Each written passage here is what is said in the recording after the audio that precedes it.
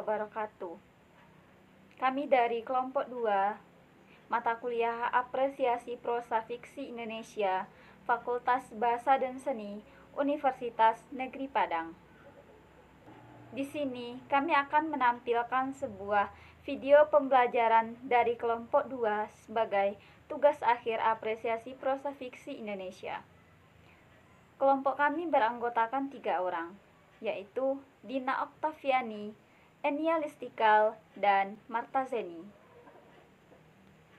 Materi yang akan kami sampaikan di sini yaitu perbedaan antara kajian, kritik, dan apresiasi prosa. Kemudian pengertian prosa fiksi dan prosa fiksi sebagai objek kajian atau apresiasi. Assalamualaikum warahmatullahi wabarakatuh. Perkenalkan, nama saya Dina Oktaviani, NIM 19016015. Baiklah, saya akan menjelaskan tentang kajian pada mata kuliah apresiasi prosa fiksi. Kajian berasal dari kata kaji yang berarti pelajaran, penyelidikan tentang sesuatu. Bermula dari pengertian kata dasar yang demikian, kajian menjadi berarti proses cara perbuatan mengkaji, menyelidiki pelajaran yang mendalam. Penelaahan menurut KBBI 1999 pada halaman 431. Prosa bentuk sastra yang diuraikan menggunakan bahasa bebas dengan panjang tidak terikat oleh aturan-aturan seperti dalam puisi menurut Amir pada tahun 2010. Istilah kajian atau pengkajian yang digunakan dalam penulisan ini menyaran pada pengertian penelaahan dan penyelidikan. Pengkajian terhadap prosa atau karya fiksi berarti penyelidikan atau mengkaji, serta juga menelaah, menyelidiki karya fiksi tersebut. Pada umumnya kegiatan itu disertai oleh kerja analisis.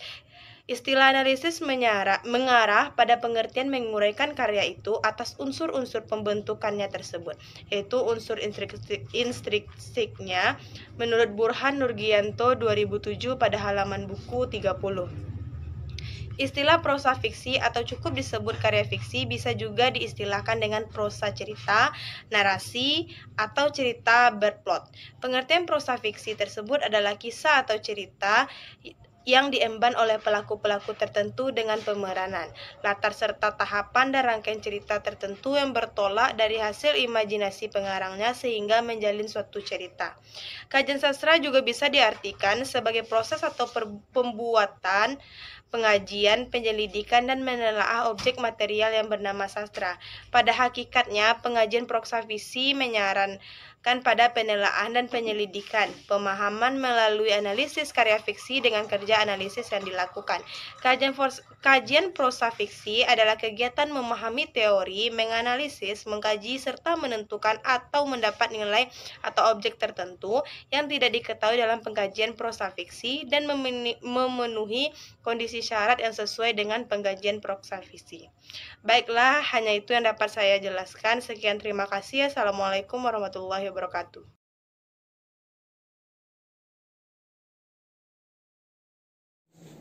Assalamualaikum warahmatullahi wabarakatuh. Perkenalkan, nama saya Enia Listikal, NIM 19016019. Pada kesempatan kali ini saya akan menjelaskan mengenai pengertian prosa fiksi. Adapun pengertian prosa fiksi menurut para ahli yaitu yang pertama menurut Aminuddin tahun 2002 halaman 66 mengemukakan bahwa prosa fiksi ialah kisahan atau cerita yang diemban oleh pelaku-pelaku tertentu dengan pemeranan, latar, serta tahapan dalam rangkaian cerita tertentu yang bertolak dari hasil imajinasi pengarangnya sehingga menjalin suatu cerita. Selanjutnya yaitu menurut Muhammad Saleh dan Anton N. Mulyono dalam Jahyono tahun 1998 halaman 106 mengemukakan bahwa prosa fiksi ialah bentuk cerita atau prosa kisahan yang mempunyai pemeran, lakukan, dan peristiwa dan alur yang dihasilkan oleh daya imajinasi. Selanjutnya yaitu menurut Theo tahun 1984 halaman 258 sampai dengan halaman 249 menyatakan bahwa Rekaan bukan lawan kegiatan, tetapi membeberkan suatu kenyataan. Hubungan antara kenyataan dan rekaan ialah hubungan dialektik atau bertetangga. Mimis tidak mungkin tanpa kreasi, tetapi kreasi tidak mungkin tanpa mimis. Dari pendapat ahli tersebut dapat disimpulkan bahwa prosa fiksi adalah prosa yang berupa cerita rekaan atau hayalan pengarangnya. Isi cerita tidak sepenuhnya berdasarkan pada fakta. Prosa fiksi disebut juga karangan narasi sugestif atau imajinatif. Prosa fiksi berbentuk cerita pendek atau cerpen, novel, dan dongeng. Di dalam prosa fiksi terdapat unsur-unsur pembangun, yaitu unsur intrinsik seperti tema, alur atau plot, penokohan, latar, amanat, sudut pandang pengarang, dan gaya bahasa.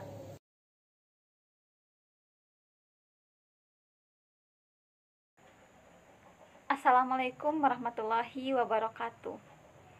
Saya Marta Zani, NIM 19016027, sebagai pemateri ketiga. Saya akan melanjutkan materi dari rekan saya sebelumnya. Materi yang akan saya sampaikan adalah tentang prosa fiksi sebagai objek kajian atau apresiasi. Menurut Nurgiantoro tahun 2000 halaman 30 dan 31 dalam bukunya menyatakan bahwa hakikat pengkajian fiksi menyarankan pada penelaahan, penyelidikan, dan pemahaman melalui analisis karya fiksi dengan kerja analisis yang dilakukan langsung di dalam keadaan totalitasnya. Adapun karya sastra yang termasuk ke dalam prosa fiksi ini yaitu hikayat, dongeng, kisah, novel, cerpen, dan roman.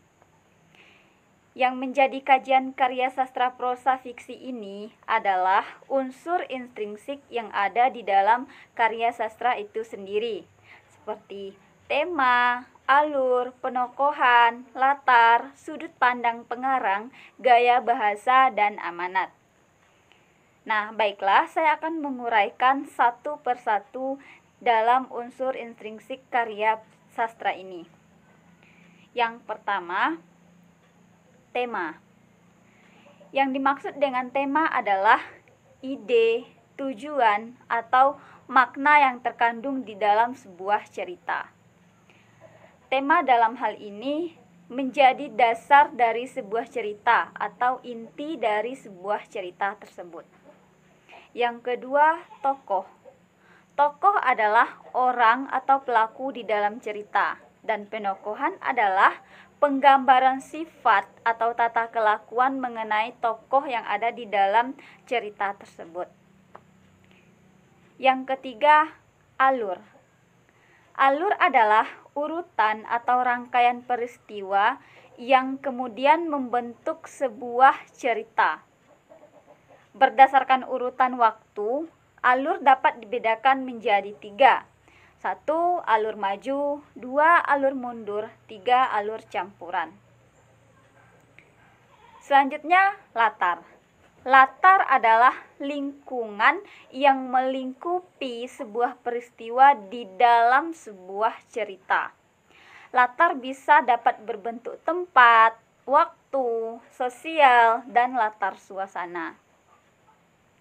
Yang kelima, sudut pandang. Sudut pandang adalah posisi pengarang di dalam sebuah cerita atau cara pandang yang digunakan pengarang untuk menyajikan atau menyampaikan isi cerita tersebut.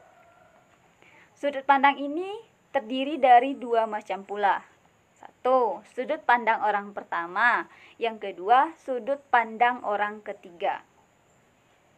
Selanjutnya, gaya bahasa. Gaya bahasa adalah cara pengarang menggunakan bahasa untuk menyampaikan atau menjelaskan isi, maksud, serta tujuan dari cerita yang akan disampaikan. Yang selanjutnya adalah amanat. Amanat adalah sesuatu yang disampaikan yang dapat berupa pesan, nilai moral di dalam sebuah cerita yang bisa kita ambil pelajaran dari sebuah cerita tersebut.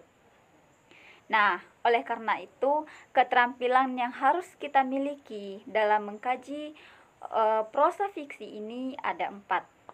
Pertama, memahami kajian prosa fiksi. Berarti memahami dan mengidentifikasi karya pada prosa fiksi yang akan dikaji atau ditelaah.